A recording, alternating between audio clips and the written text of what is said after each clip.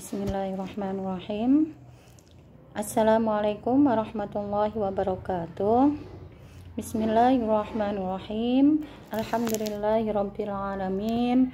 Allahumma sholli wa sallim ala nabiyyi Muhammadin wa ala alihi washabihi ajmain. Anak-anakku, hari ini kita belajar tentang beberapa fardu wudu, ya. Sebelum itu saya bacakan dulu furudul wudu'i sittatun. Beberapa fardunya wudu itu ada 6. Berarti yang harus dilakukan dalam wudu itu ada 6.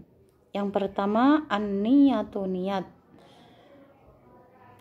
Niat adalah kerentek atau mengucapkan di dalam hati, niat saya wudu karena Allah Ta'ala, itu sudah cukup. Atau ditambahkan niat saya wudu untuk menghilangkan hadas kecil fardu karena Allah Ta'ala. Kapan diucapkannya? Yaitu bersamaan dengan ketika membasuh muka. Yang kedua, ghuslul wajhi, membasuh wajah. Seperti yang sudah dijelaskan kemarin, bahwasanya membasuh wajah itu dari mimmana bitis sya'rir ra'si, dari tumbuhnya rambut, ila tahta muntahal lihyah, sampai bawah dagu. Berarti dagu ini, wajah sampai bawahnya sedikit, ya. Ini ditambahkan sedikit agar sempurna. Itu panjangnya. Kalau lebarnya dari telinga satu ke telinga yang lain, berarti ada apa ini, daging kecil ini dari sini ke sini harus terbasuh semuanya. Yang biasanya ada kesalahan itu adalah ketika membasuh itu masih ada kotoran mata atau ketek, ya, itu menghalangi masuknya air. Jadi kalau bisa dihilangkan dulu, atau bersamaan dengan basuh muka dihilangkan agar air bisa masuk. Dan ketika kita membasuh muka itu jangan sampai ada sesuatu yang menjadikan air itu berubah. Jadi kalau sudah niat itu usahakan wajahnya sudah bersih. Kalau memang ternyata di wajahnya itu ada bedak yang tebal, itu dibersihkan dulu sebelum wudu. Kalau pertama kali basuh bersamaan dengan niat ternyata airnya itu berubah keruh, ya, karena kena bedak atau kena sabun, ini wudunya tidak sah.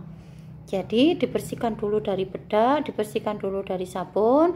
Setelah bersih baru kemudian wudu. Airnya harus menggunakan air yang sampai tidak merubah air, ya. Airnya tidak berubah, okay? Itu yang kedua.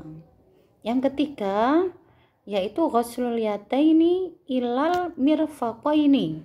Jadi pakainya ilal. Ilal itu sampai. Sebagaimana yang dijelaskan juga di dalam Fathul Mu'in, itu ghuslu yadaihi min kaffaihi, jadi dari telapak tangan.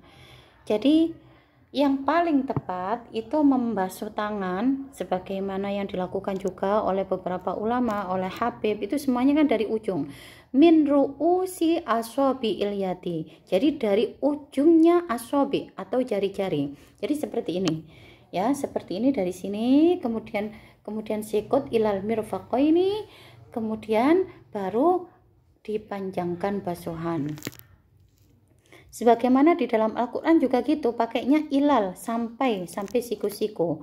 Ya ayyuhalladzina amanu idza qumtum ila sholati faghsilu wujuhakum wa aydiyakum ilal marafiqi, sampai siku. Berarti dimulai dari ujung, ya.